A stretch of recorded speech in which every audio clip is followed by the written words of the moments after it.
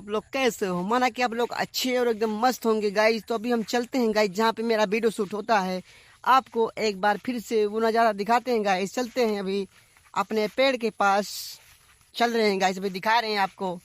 आप लोग like subscribe करना ना भूलना और शेयर करना तो बिल्कुल ना भूलना गाइस प्लीज़। अभी चलते हैं, दिखाते हैं आपको अपने खेत का और पेड़ का नज़ारा।